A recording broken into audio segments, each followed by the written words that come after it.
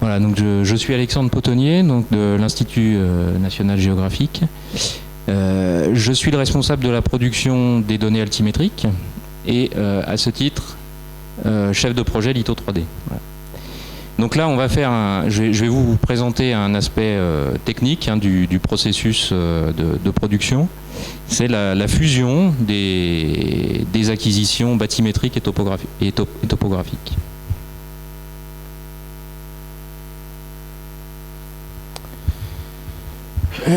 Bon, on l'a déjà indiqué tout à l'heure, donc la production Litho 3D, elle fait intervenir deux acteurs, donc le CHOM et l'IGN, chacun en charge, je dirais, de l'acquisition et du traitement des données dans sa zone de compétence. À un moment donné, puisqu'on cherche à produire un référentiel continu sur cette interface terre-mer, il faut mettre en commun donc ces données qui ont été acquises et traitées séparément. On va dire. Donc il y a une problématique de fusion donc, de ces données. L'objectif du processus, c'est d'assurer la continuité et la cohérence de la donnée,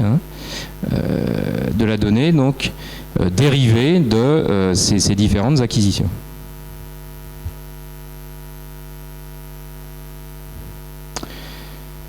Alors les levées qui sont derrière donc toutes ces informations, donc côté IGN c'est du levé lidar aéroporté, comparativement au CHOM on va dire à altitude plus importante. Le CHOM lui va utiliser deux types de levées, bon, essentiellement du lidar aussi, aéroporté, mais depuis on va dire 2-3 ans, le CHOM utilise aujourd'hui deux types, en fait, enfin, deux instruments lidar. Un lidar bathymétrique pour appelons ça les fonds assez importants, et un lidar topographique, d'où l'appellation de lidar mixte, désormais opéré par le CHOM, pour les fonds de faible profondeur et les zones émergées. Au-delà, dans les hauts fonds, bon, pour compléter, là où le lidar ne permet pas d'obtenir de l'information, le CHOM utilise donc le sonar. Donc ça, c'est les technologies qui nous permettent d'obtenir l'information afin de décrire donc, cette bande littorale.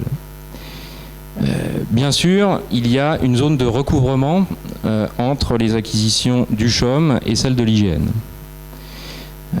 Aujourd'hui, et donc sur les derniers chantiers qui ont été produits, donc ceux de la région PACA et ceux du département Finistère, ce recouvrement,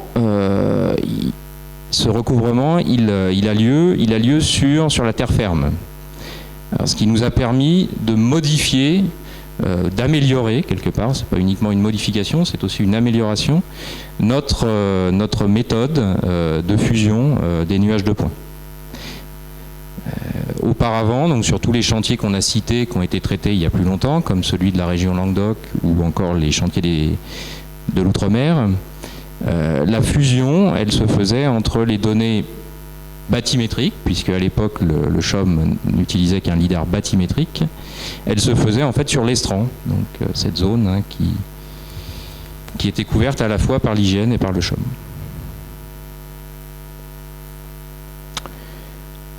Bon, juste une planche pour donner l'idée donc du processus global.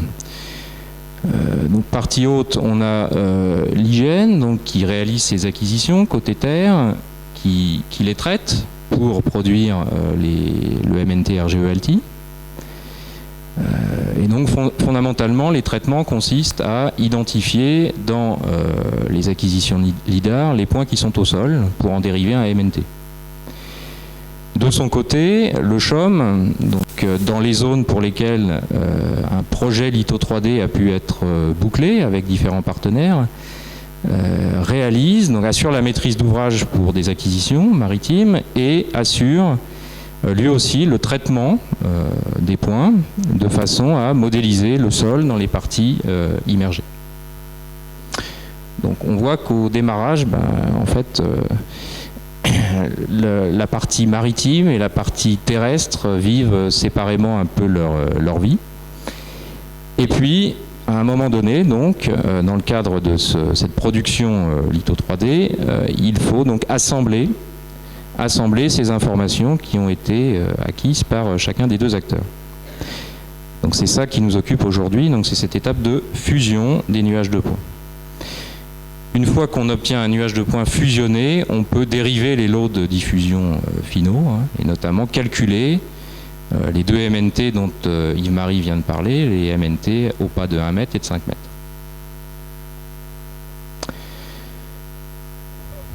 Alors la fusion. Bon, la fusion, on pourrait penser finalement que la fusion est naturelle, puisque l'IGN, de son côté, a identifié les points au sol, côté terre. Le CHOM a fait de même, côté mer. Les technologies qui sont utilisées sont des technologies qui garantissent des niveaux de précision importants. On pourrait penser donc que l'assemblage de ces données est la réponse, je dirais, l'assemblage brut, quelque part, de ces données est la réponse au problème. Bon, c'est une partie de la réponse, mais il y a malgré tout un certain nombre de difficultés qui sont liées au fait que les acquisitions sont découplées dans le temps et s'étalent sur des périodes importantes. Donc, bien entendu, le littoral est un milieu évolutif et le processus de fusion doit quelque part traiter cet aspect évolutif du littoral de façon à assurer la continuité, puisque c'est l'objectif poursuivi que j'ai indiqué au départ. Et puis, même si on utilise CHOM et IGN, donc des techniques qui garantissent une grande précision, on va dire, de positionnement, le référentiel litho 3D a une ambition qui est assez importante. Et pour assurer donc ces 20 cm en terrain nu côté terre qui sont annoncés dans les specs, dans les spécifications, il va falloir malgré tout réussir, je dirais, à identifier les zones pour lesquelles il peut y avoir un certain nombre de décalages liés à l'usage d'instruments différents.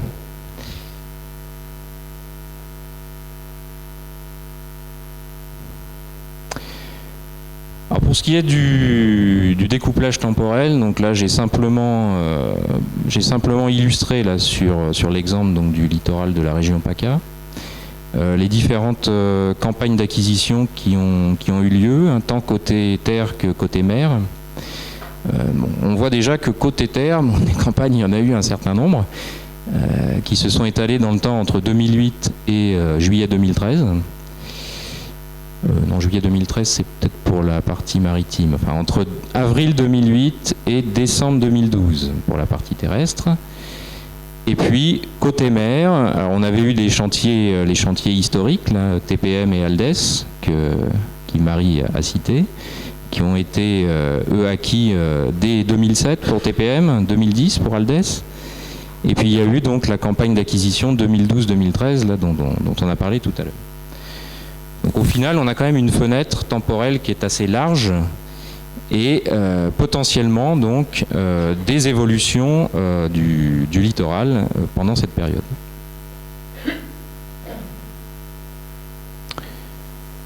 Alors des évolutions de différentes natures, ça peut être des évolutions naturelles. Là c'est ce qu'on voit avec la modification du profil en fait d'une dune entre l'acquisition topo et l'acquisition bâtie. Ça peut être aussi des aménagements, tout simplement. Le littoral a été aménagé, il y a eu un certain nombre de constructions, d'ouvrages d'art, d'ouvrages de protection, qui font que l'acquisition topo et l'acquisition bâtie ne montrent pas la même chose.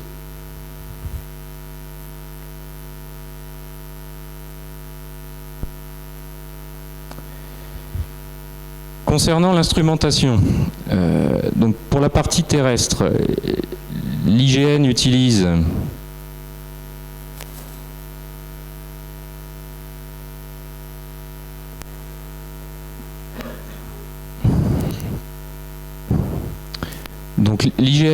un lidar topographique, comme je l'ai indiqué, qui produit une densité de points sol à minima d'un point au mètre carré, mais vraisemblablement le plus souvent entre 1 et 5 points du mètre carré. Pour le lidar bâti, c'est moins. Pour le SMF, bon, c'est pas le sujet, mais c'est encore moins. Donc on est quand même confronté à des informations avec un niveau de détail différent qu'il s'agit de fusionner. Alors, si on prend l'exemple de PACA, voilà les données qu'on a fusionnées. Donc, on a ici les données terrestres, donc les points sols tels que l'IGN les a identifiés. Pour la partie maritime, les données du CHOM. Alors, on distingue les données obtenues par le lidar bâti et les données obtenues par le lidar topo. Alors ça, c'est important pour nous, puisque le fait que le CHOM utilise un lidar mixte, ça va nous permettre de disposer d'une densité de points comparable, en fait, côté Terre, avec la densité d'informations dont disposait l'IGN. Donc on va pouvoir finalement fusionner des données de densité équivalentes, ce qui nous permet de traiter une partie du problème. On ne traite pas la problématique du découplage temporel comme ça, mais au moins la problématique de l'instrumentation et des résolutions différentes. Alors les grands principes de la fusion, c'est d'assurer la fusion dans la bande des 10-15 mètres derrière la laisse des plus hautes eaux. Et c'est en aucun cas de modifier la géométrie des points. On fait avec les points tels qu'ils ont été mesurés et validés par chacun des deux acteurs de son côté. Le tout, c'est d'identifier ceux qui sont pertinents pour produire ce modèle continu. La nouvelle méthode qui a été introduite donc, pour les chantiers PACA et Finistère c'est une méthode semi-automatique. Donc la volonté, c'était d'automatiser au plus. Ce qui nous a permis, donc, avec cette validation du CHOM en juillet pour les données Finistère, de livrer à la fin de l'année. Et l'idée, c'est en fait de différencier dans cette bande des 10-15 mètres où il y a recouvrement entre les données IGN et CHOM, de différencier les zones où naturellement la fusion est cohérente de celles où elle ne l'est pas. Donc là où c'est cohérent, on ne se pose pas de questions, on prend tous les points CHOM et IGN et puis on fabrique le nuage final assemblé. Là où il y a incohérence, en revanche, un traitement spécifique s'impose. Donc l'objectif finalement du processus, ça va être d'identifier les endroits où il y a incohérence. Et pour ce faire, on va évaluer automatiquement donc, les écarts qu'il peut y avoir dans cette bande de recouvrement. Alors là, on a une vue type de ce que peut être une incohérence dans cette bande donc, des 10-15 mètres derrière le rivage. Bon, ça c'est une planche pour indiquer le schéma global du processus, mais enfin l'idée c'est qu'en entrée, on a besoin, outre les nuages de points CHOM et IGN, d'une information pour séparer finalement le domaine maritime du domaine terrestre, et ce qu'on utilise c'est le trait de côte histolite, qui a été coproduit aussi par le CHOM et l'IGN il y a quelques années, et dont on se sert en fait pour modéliser donc cette limite des plus hautes eaux. Alors cette limite des plus hautes eaux, on la décale de 10 mètres vers l'intérieur des terres, on la retouche localement à la main pour éviter d'avoir un certain nombre de grands ouvrages portuaires qui seraient traités. Et à partir de cette limite, donc, de cette interface, on va calculer des modèles au pas de 1 mètre, donc des modèles numériques de terrain, qui vont nous servir à identifier donc les zones où il y a incohérence. On calcule donc en fait une première fusion brute dans des buffers autour de ce trait décalé de 10 mètres, là, de ce trait histolite décalé de 10 mètres à l'intérieur des terres. Et on calcule des indicateurs très simples pour évaluer en fait la cohérence des deux acquisitions. Alors il y a deux indicateurs. Le premier, c'est on fait la moyenne des écarts tout simplement dans ces buffers. Donc dans ces buffers qui sont tronçonnés, c'est des tronçons de 10 mètres, 6 mètres de large. Donc ça nous permet d'avoir des statistiques locales. On calcule la moyenne des écarts et on calcule aussi l'amplitude, donc le Z max moins Z min dans ces différentes zones. Le seuil, c'est 10 cm. Donc si l'incohérence elle est inférieure à 10 cm, on considère que la fusion franche répond au problème. Et donc c'est très bien. Là où on est au-delà des 10 cm, potentiellement on est dans une zone pour laquelle il faut mettre en œuvre un processus de fusion plus malin. Donc ces petites cartes là donnent une idée un petit peu de ce qui peut immédiatement être traité par fusion franche, donc c'est les zones qui apparaissent en orange, de celles pour lesquelles il va falloir manuellement aller regarder et éventuellement déplacer ce trait de fusion brute pour pouvoir assurer une meilleure continuité entre les acquisitions. Les incohérences qu'on va rencontrer, elles sont de différentes natures. Donc on a des exemples ici sur une route avec un surplomb. Donc là, c'est sans doute lié au surplomb, puisque dans la donnée IGN, le surplomb était relativement mal modélisé, alors que par la donnée CHOM plus dense à cet endroit-là, on a un surcroît d'informations. On a des cas de cette nature où là on a une évolution tout simplement du profil de la plage, là, puisque lors de l'acquisition topo en orange, on avait une butte qu'on n'a plus lorsque le CHOM est repassé avec son lidar topo. Donc là, voilà un cas typique d'incohérence. Donc toutes ces zones, on les contrôle finalement à la main. On en élimine un certain nombre, puisque parfois on est situé dans des zones où il y a une rupture naturelle de pente, tout simplement. On est dans des zones de falaises, dans des zones de rochers ou autres. Il n'y a pas de défaut, donc nos indicateurs ne sont pas pertinents finalement dans ces zones-là. Donc on va s'autoriser à réaliser une fusion franche dans un certain nombre de zones. Là où il y a évolution du littoral, on interprète et on déplace en fait le trait de fusion pour aller le placer à un endroit où il y a continuité entre les deux acquisitions. Et puis à certains endroits, on n'a pas de réponse immédiate, donc on va conserver ces zones de fusion et on va les traiter. On va les traiter automatiquement en fait, en calculant tout simplement le modèle triangulé entre la partie terre et la partie mer, et en ne retenant dans cette zone de fusion que les points IGN ou CHOM qui sont à moins de 10 cm du modèle triangulé. S'il n'y en a pas, dans ces cas-là, on ne retient aucun point dans cette zone problématique et le MNT final sera triangulé, ce que les métadonnées, sources et distances indiqueront. Voilà, donc j'ai un petit peu accéléré sur la fin pour répondre à la demande. Mais le résumé, c'est bien ça. Donc une méthode automatisée, une fusion brute, l'identification des zones où la fusion brute n'est pas satisfaisante, et une méthodologie un petit peu plus... Une méthodologie, on va dire, de parcours manuel des zones alertées, et ensuite une stratégie assez simple pour conserver les points proches d'un modèle triangulé.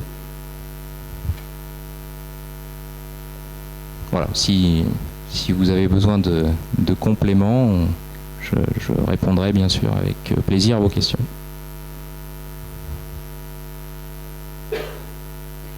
On est là effectivement au cœur de l'interrogation, mais comment font-ils pour passer des deux fameux zéros à un seul zéro?